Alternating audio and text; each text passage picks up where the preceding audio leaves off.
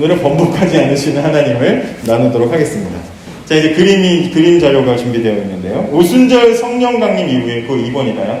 오순절 성령 강림 이후에, 우리 전에 한번 성령님에 대해서 공부했었잖아요. 오순절 성령 강림 이후에 예수님을 믿는 사람들이 막 폭발적으로 막 증가를 했습니다. 믿는 사람들이 많아지니까 사람들이 여기저기 모여서, 이제 믿는 사람들끼리 모여서 공동체를 이루게 돼요. 교회죠, 교회. 초기에 사람들이 이렇게 믿는 사람들이 모여서 교회를 이루었다, 공동체를 이루었다 해서 초대교회라고 합니다. 초대교회의 모습을 갖추게 됩니다. 사람들이 모여서 함께 같이 말씀을 나누고 함께 같이 교제하면서 이제 신앙생활을 해 나간 초대교회의 모습들이 성경에 있어요.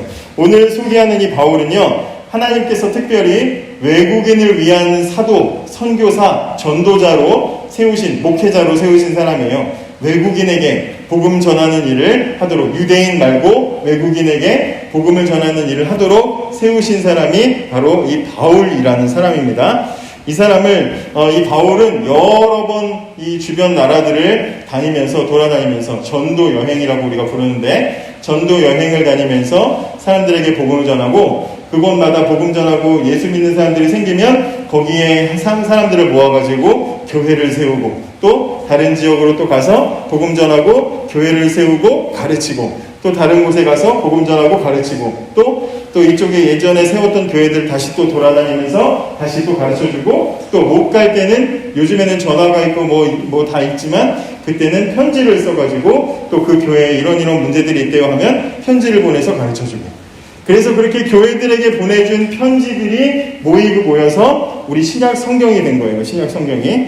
그래서 이제 그 편지들을 주기도 하고, 그러면서 이제 갈라디아라는 지역에 가서도 복음을 전했더니 거기 믿는 사람들이 생겨서 여러 곳곳에, 갈라디아 지역 곳곳에 예수 믿는 사람들이 모여서 이제 교회, 무리를 이루게 된 거예요. 지금처럼 무슨 교회 건물 세우고 십자가 딱 받고 그랬다는 게 아니라 어느 가정집에 모여가지고 함께 예배하기 시작하고, 또 어디 터에 모여서 사람들이 예배 드리기 시작하고, 그걸 그냥 통틀어서 갈라디아에 사는 믿는 사람들의 모임, 그래서 갈라디아 교회 이렇게 부르는 거예요. 그래서 이제 갈라디아 교회에도 사람들이 모여서 신앙생활을 하기 시작했는데, 바울이 정말 열정적으로 복음을 전하고 가르쳐서 사람들이 잘 배웠어요. 그리고 이제 바울이 거기만 있는 게 아니라 다른 지역에 가서 이제 떠났을 거 아니에요. 복음을 전하는 사이에 거짓 복음, 가짜 복음을 전하는 사람들이 그곳에 살짝 들어옵니다. 가짜 목사, 가짜 복음을 가진 가짜 교사들이 들어와서 사람들을 현혹했다는 이야기를 듣게 돼요. 가짜 목사, 가짜 교사, 가짜 복음은 뭐냐면, 예수만 믿는다고 구원을 받는 게 아니라, 유대인들은 태어나면 율법에 따라서 할례를 하잖아요. 할례를 하거나 아니면 유대인들처럼 율법을 지켜야 구원받는다라고 그렇게 가르치는 그런 내용들인 거예요. 그러니까 유대교 영향을 받은 정통 유대교인들이 교회 안에 들어와가지고 가짜 복음을 전하는데, 야, 예수만 믿어서 되겠어? 예수만 믿어서 되는 게 아니라 거기에다가 할례도 하고 막 십계명, 그 계명에 있는 율법도 지켜야 하나님이 구원해 주셔. 이제 이렇게 얘기하는 거예요. 그러니까 핵심은, 거짓 복음, 가짜 복음의 핵심은, 하나님 사랑을 받으려면 예수님의 십자가만으로 부족하고 우리가 어떤 노력을 해야 돼. 우리가 뭔가를 해야 그게 플러스 돼가지고 하나님이 그 결과로 우리에게 사랑을 주시는 거야. 이런 생각을 가지고 있는 사람들이 바울이 기껏 잘 가르쳐 놓은 갈라디아 교회 가가지고 사람들을 현혹하기 시작했어요. 사람들이 듣기에 그럴싸하거든요. 되게 그게 있어 보이고, 뭔가 그냥 가만히 교회 다니는 것보다 뭔가 율법도 알고 뭔가 의식과 예식을 막 갖추고 하는 게 더 있어 보이거든요. 그러니까 그런가 보다 하고 사람들이 싹 따라가기 시작을 한 거예요. 그런 상황들을 바울이 이제 알게 된 거죠. 여러분 생각해 보세요. 하나님의 사랑을 받기 위해서, 하나님이 그냥 나를 사랑해 주시는 건데, 하나님의 사랑을 받기 위해서 내가 조건이 필요하다. 내가 뭘 해야 하나님이 나를 사랑해 주신다. 내가 이만큼 수고하고 이만큼 열심히 해야 하나님이 나를 사랑해 주신다라고 하면, 얼핏 듣기에는 맞는 것 같은데 여기에는 어떤 문제가 생길까요? 내가 뭔가를 해야 하나님이 거기에 대한 보답으로 사랑을 주신다고 하면 어떤 문제가 생기겠어요? 크게 두 가지 문제가 생기는데요. 첫째로는 하나님의 사랑을 내가 노력해서 얻어내는 거라고 하면 하나님의 사랑이 당연해집니다. 당연해져요. 이건 무슨 얘기냐면 우리가 식당에 가서 음식을 먹을 때 아니면 여러분들이 배달 음식을 시킬 때 불친절에 막 드세요 어떻게 갖다 줬는데 막 닭다리가 하나 없어. 닭다리 하나 없는 거 진짜 이거 목숨 걸 일이죠. 막 닭다리 하나가 없어. 그리고 막 음식 맛도 별로 없고 음식 막 먹었는데 거기에 막 바퀴벌레 반 잘린 게 나왔어. 저 어릴 때 얘기했었죠. 우동 먹었는데 반 잘린 거 나왔다고. 반 잘린 게 나왔어. 근데 막 그럼 거기서 죄송합니다 막 그래야 되는데 다시 드릴게요. 그러면 불친절한 거잖아요. 그럴 수도 있죠. 뭐 바퀴벌레 그냥 단백질이에요. 드세요. 막 이런 식으로 하면 어떻게 하겠어요? 죄송합니다. 이러겠어요? 그 주인이 불친절하고 맛이 없으면 우리가 따져요. 왜 따지죠? 배달 음식 이상하게 오면 이상한 거 와서 막 배달 음식 했는데 막 거기 전에 보니까 튀김 속에 무슨 행주가 튀겨져가지고 이렇게 튀김옷에 행주가 튀겨져가지고 나왔대. 아니 막 쥐새끼가 나왔어. 그럼 어떻게 하겠어요? 우리 어떻게 하겠어요? 당장 전화해서 따지죠? 그리고 자꾸 이러시면 별점 탈할 거예요. 막 그러면서 우리가 따진단 말이에요. 왜 따지죠? 내가 내 돈 주고 샀으니까. 내가 수고하고 땀 흘려서, 여러분들이 수고하고 땀 흘려서 벌었던, 아니면 용돈을 받았던, 어쨌든 내 돈을 냈으니까 그 돈에 대한 가치, 대가를 당신이 서비스와 맛으로 해줘야 되는데 안 해주면 따질 수 있는 거죠. 그죠? 만약에 마찬가지로 우리가 하나님을 위해서 봉사하고 얼마큼 봉사하고 며칠 기도하고 헌금 얼마 해야 하나님 나를 사랑해 주신다고 하면 반대로 생각하면 그걸 내가 다 했어. 그럼 이제부터 하나님은 나를 사랑해 줘야 돼. 그죠? 사랑해 주지 않으면 하나님 헌금했지. 교회 10년 나왔지. 내가 이거 하라는 거 지금 성경에 나온 대로 내가 다 했잖아요. 빨리 사랑해 주세요. 하나님한테. 이렇게 얘기할 수 있는 거야. 반대가 되는 거예요. 그럼 그때부터는 하나님이 나에게 주시는 사랑이 전혀 고맙지 않고 당연하게 되어버려요. 그죠? 당연한 문제가 됩니다. 그리고 오히려 우리가 이렇게 말했었죠. 하나님, 제가 요즘에 교회도 열심히 다니고 봉사도 열심히 하고 전도도 어제 내가 10명이나 했는데 하나님 요즘 저한테 좀 소홀하신 것 같아요. 자꾸 이러시면 저 부처님한테 넘어갑니다. 이쪽 지금 부처님 쪽에서 지금 저한테 자꾸 콜하는데 넘어가요. 막 이러면서 하나님과 딜을 할 수도 있는 거예요. 입장이 달라져. 하나님의 사랑이 너무 고맙고 하나님 나 같은 사람 사랑해 주셔서 감격 이런 거 없어지는 거다. 그죠? 내가 공로를 쌓아서 하나님의 사랑을 받는다고 하면 하나님의 사랑이 가벼워지는 거예요. 그죠? 가치가 없어져요. 또 하나의 문제는 뭐냐? 또 하나의 문제는 신앙생활을 사람들이 할 거 아니에요. 전도하고 그림처럼 할례, 봉사, 헌금 이걸 다 해야 하나님의 사랑을 받는다고 한다면 사람마다 할례를 너 몇 살 때 했어? 나는 나중에 예수 믿어서 난 나중에 했어. 너 교회 다닌 지 몇 년 됐어? 난 10년 됐어. 난 30년 됐어. 너희 집안 교회 다니 안 다니? 막 그러면서 사람들이 서로 하나님한테 봉사하고 열심히 한 정도가 다 다를 거 아니에요. 그죠? 다 다르죠? 다 다르고 전도 누구는 한 명 했는데 누구는 막 매주 막 10명씩 해. 정도가 다르죠. 헌금 누구는 막 이만큼 했는데 어떤 사람 막 이만큼씩 해. 다르죠. 막 그럴 때 그런 걸 가지고 사람들 간에 어떤 문제가 생기겠어요? 전도 3명밖에 못하는데 까불고 있어. 이러면서 사람들 간에 계층이 생기는 거야. 그죠? 봉사도 못해본 게 뭘? 교사 몇 년 해봐서 이러면서 싸우는 거야. 그죠? 목사가 말이야. 막 이러면서 사람들끼리 등급이 생기고 서로 계층이 나뉘면서 싸움이 일어나게 되는 거죠. 그죠? 내가 봉사한 만큼 내가 봉사를 해야만 하나님의 사랑을 받는다고 하면 저 1바가 되면은 지금 위에 서가지고 목이 꼭 빳빳해져가지고 난 늦은 애들 빨리빨리 와 그러면서 막 재촉하기도 하고 말이죠. 어디 교회에 3년 차가 까불고 있어 막 이런 소리를 하는 그런 교회가 되어버린다 이 말이에요. 그러니까 가짜 교사들 머릿속에는 지금 이 바울이 외국 지역에 다니면서 유대인이 아니라 외국인에게 복음 전해서 외국인들이 교회에 들어왔거든요. 그러니까 교회 안에 외국인도 있고 유대인들도 있는 거야. 근데 이 가짜 교사들 머릿속에는 유대인이 먼저고 그 다음이 외국인이야. 순서가 있는 거야, 자기들 때. 그러니까 자기들이 외국인, 뒤늦게 예수 믿은 사람들을 가르쳐야 된다고 생각하고 자꾸 강요하는 거예요. 그런 식으로 해서 안 돼. 내가 오래 다녀봐서 아는데 할례도 해야 되고 율법도 지켜야 된다니까 하면서 그렇게 강요를 하는 거예요. 교회 안에 이미 계층이 생겨버린 거예요. 이런 문제가 드러나게 됩니다. 게다가 가짜 교사들, 가짜 복음을 전하는 사람들이 자기들의 주장이 옳다고 해야 되니까 복음을 가르쳐준 바울 선생님 있잖아요. 바울에 대해서 인신공격을 하기 시작합니다. 야, 바울은 과거에 어떤 사람이었는지 알아? 진짜 최악의 인간이었어. 교회 다니는 사람들 다 잡아서 죽이던 그런 인간이야. 저 사람은 사도 자격도 없고 저 사람이 어디서 예수님 따라다니는 건 난 본 적도 없어. 바울이 실제로 예수님 살아생전에 예수님과 같이 다니지 않았거든요. 바울은 정통이 아니야. 쟤 가짜야. 그러면서 바울을 인신공격하기 시작해요.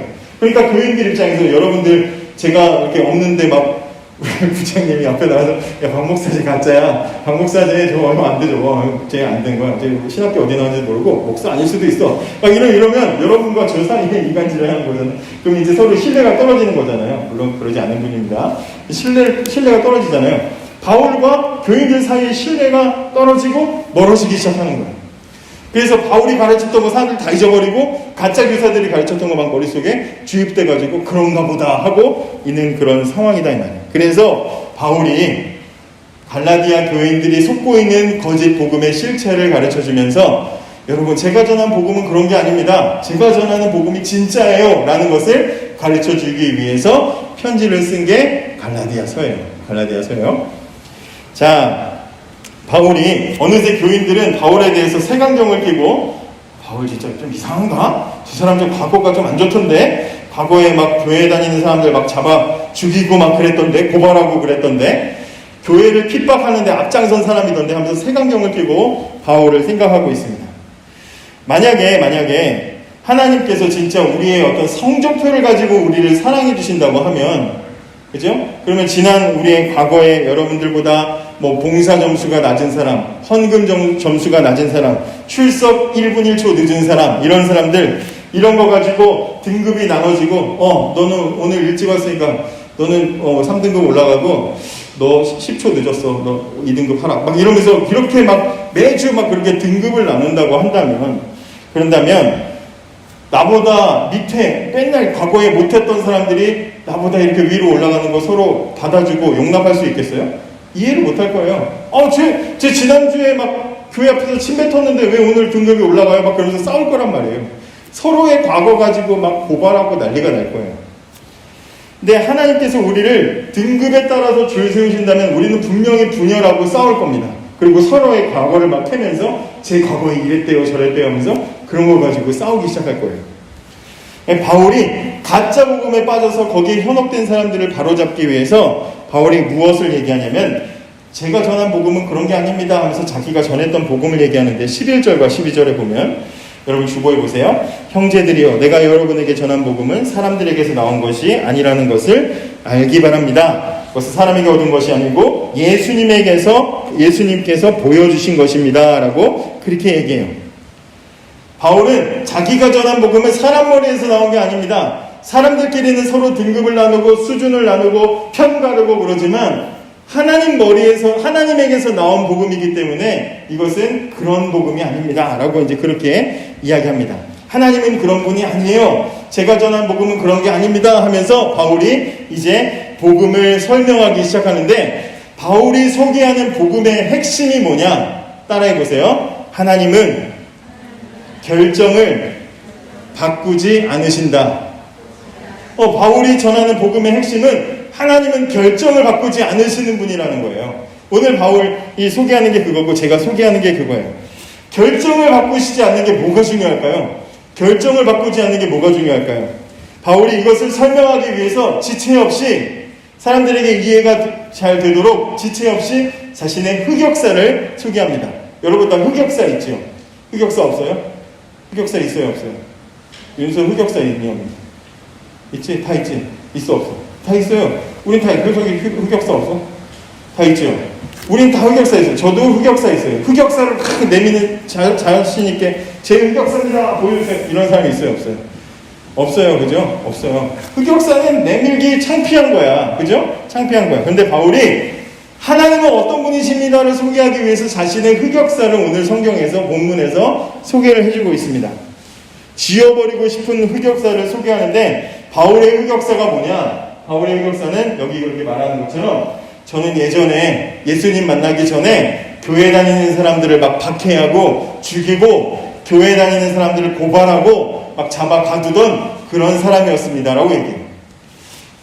교인들 앞에서 저는 예전에 당신들을 원수처럼 생각하고 아주 당신들만 보면 죽이려고 했던 그런 사람이에요 라고 자신의 부끄러운 지난 과거를 사람들에게 공개합니다. 실제로 바울은요, 스데반 집사님이 복음 전하다가 사람들에게 돌맞아서 순교하는데 바울도 거기에 있었어요. 거기에 주도했던 사람이에요. 앞장서서 스데반을 죽였던 사람이고, 스데반 죽이는 것을 자랑스럽게 생각했던 사람이에요. 그리고 스데반과 같이 예수 전하는 사람들, 예수쟁이들 잡아 죽여야지 하고 예수 전하는 사람들을 죽이려고 쫓아다니던 그런 사람이에요. 어디서 교회가 있다, 예수 믿는다 소문만 들으면 쫓아가가지고 공격하고 신자들을 공격하고 죽이던 악명 높은 사람이 바로 이 바울이라는 사람이에요. 그런데 놀랍게도 또 교회를 핍박하러 가는 도중에 이 그림처럼 예수님을 그 빛 가운데서 예수님을 만나게 됩니다. 그리고는 그의 인생이 180도 달라지기 시작해요. 자신의 인생이 완전히 달라지기 시작하고 단단했던 그 마음이 다 부서지고 악했던 마음이 다 무너지고 교회를 망하게 하는 사람이 아니라 교회를 부흥하게 하는 사람으로 완전히 변화되기 시작합니다. 거짓 복음에 빠진 사람들을 돌아오게 하려고 바울이 자신의 부끄러운 흑역사를 소개하면서 여러분, 저는 교회에 적합하지 않은 사람이었습니다. 과거에 저는 교회에 도움이 안 되는 인간이었습니다. 저는 신자들을 괴롭혔고 교회를 파괴하고 싶었던 사람이고 죽였던 사람이에요. 나는 과거에 하나님에게 침뱉었던 그런 못된 인간입니다. 자신의 과거를 소개합니다. 그리고 15절에 이렇게 말하죠. 그러나 내가 태어나기 전부터 하나님께서는 나를 따로 세우셔서 은혜로 나를 부르셨습니다. 이렇게 얘기해요. 이것이 복음의 핵심이에요. 이렇게 악명 높았던 바울이 변화된 결정적인 이유가 무엇인가? 하나님께서 자신이 태어나기 전부터 나를 선택하셨고, 그리고 때가 되었을 때 자신을 부르셨다는 거예요. 예수님을 만난 뒤에 바울이 깨달은 중요한 두 가지가 바로 이것입니다. 태어나기 전부터 선택하셨고, 외국인을 위해서 복음 전할 사역자로 나를 부르셨다는 거예요. 자, 이것이 왜 중요하냐? 이것이 왜 바울을 변화시킨 핵심이 되느냐? 이제부터 설명을 드릴게요. 첫째로, 하나님이 가진 선택의 기준이 바울을 변화시켰어요. 자, 하나님은 바울이 태어나기도 전부터 선택했다고 오늘 15절이 말하죠. 15절 보세요. 다시 보세요. 하나님은 바울이 태어나기도 전부터 선택하셨어요. 자, 바울은 외국인에게 복음 전하는 귀한 일을 맡았는데 그 일을 하나님이 바울에게 시키면서 태어나기 전부터 얘한테 이거 해야지 하고 시키셨다는 거예요. 자, 우리가 오디션 프로 보면, 쇼미더머니나 이런 오디션 프로 보면 처음에 한번 오디션 딱 봐가지고 스타 되는 거 아니죠. 수만 명이 먼저 경쟁을 하고, 수만 명이 막 운동장 앞에 쓰면은 막 래퍼들 한 명이 나와요. 이게 딱 보면은 그 앞에서 이거 막 하면 하면서 막 당신 목걸이 주면 좋아하고, 그거에서 끝나는 거예요? 아니죠. 또 팀 만들고 또 힙합 또 가수들이 이렇게 막 의자에 앉아있으면 그 앞에서 막 하면 당신은 우리 초대합니다 하면서 같이 하고, 그래서 막 공연하고 하면서 여러 경연을 거치고 떨어져서 한 명 되는 거잖아요. 스타 한 명 되는 거잖아요. 오디션이 뭘 보는 거예요? 그 사람이 스타가 될 수 있는 사람인지 보는 거죠. 가능성을 보고 그 사람이 가지고 있는 재능, 숨은 실력을 봐서 발굴해서 그 사람을 되게 하는 거죠. 그죠? 오디션은 그래서 그 사람의 능력과 재능을 보고 뽑는 거예요. 그런데 하나님이 우리를 선택하실 때는 그 사람이 태어나기도 전에 선택하신다는 거예요. 우리가 태어나서 뭘 하고 아기 때 했는데 제 목이 확 트인 걸 보고, 야, 지금 오늘 태어난 저 아기 신웅이는 목소리를 딱 들어보니까 찬양인도 시켜야 되겠다. 하나님이 그렇게 시키신 게 아니라 태어나기도 전부터 엄마 뱃속에 있을 때 하나님께서 나를 선택하셨다는 거예요. 저뿐만 아니라 여러분들도 여러분이 태어나서 뭘 한 걸 보시고 하나님이 쟤는 괜찮겠다 해서 시키신 것이 아니라 태어나기도 전부터 하나님은 여러분들을 선택하셨다는 거죠. 선택의 기준이 일반 사람들과 다른 거예요. 하나님의 선택의 기준은 실력이나 능력을 따라서 등급을 나누고, 지금 가짜 복음이 들어와서 갈라디아 교회는 서로 등급 나누고 막 난리가 났어. 그런데 복음의 핵심은 하나님은 나를 실력이나 능력으로 선택하신 게 아니라 하나님의 기준으로 선택하신 거야. 그게 뭔지 몰라요. 하나님이 그냥 나를 선택하셨어요. 하나님께서 은혜로 나를 선택하셨다는 것이 바울을 변화시킨 거예요. 뿐만 아니라 두 번째는 뭐냐면, 결정을 바꾸지 않으시는 하나님이 바울을 변화시킨 거예요. 자, 생각해 보세요. 하나님께서 바울이라는 사람을 외국인에게 복음 전할 사람으로 정하시고 바울이 태어나기도 전부터 바울을 복음 전할 사람으로 선택하셨대요. 자, 근데 이제 바울이 태어났잖아요. 근데 오늘 15절에 보면 하나님께서 택하시고 그 다음에 부르셨다고 하죠. 택하신 것은 바울이 태어나기 전이야. 근데 바울이 태어나서 자라면서 어떻게 자랐어요? 교회를 핍박하고 교회 다니는 사람을 죽이는 사람으로 컸죠.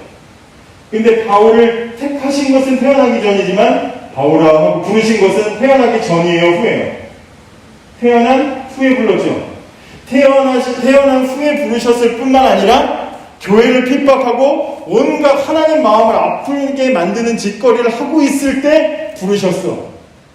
여러분이 저 친구랑 뭐 같이 해봐야지. 저 친구랑 찬양인도 해야지. 우리 찬양인도 하는 우리 진주가 저 친구랑 같이 해봐야지. 저 친구 외모가 되게 괜찮고 뭔가 잘할 것 같아. 속으로 생각했어. 근데 그 친구 한 2주 보니까 노래 겁나 못하고 막 완전 음치야. 그러면 생각을 했다가도 픽했다가도 부르지 않을 수 있죠. 그죠? 자기 결정을 바꿀 수 있죠? 그런데 오늘 성경에 보면 바울은 주님이 나를 태어나기 전부터 선택하셨대. 그럴 수 있어. 근데 내가 태어나서 하나님께 사랑받을 짓을 안 했어. 못된 짓만 했어. 그런데 하나님께서 나를 부르셨다는 거. 거기에 감동받는 거. 무슨 말인지 아시겠어요? 오늘 제가 여러분들에게 나누고 싶은 말씀의 핵심은 이거예요.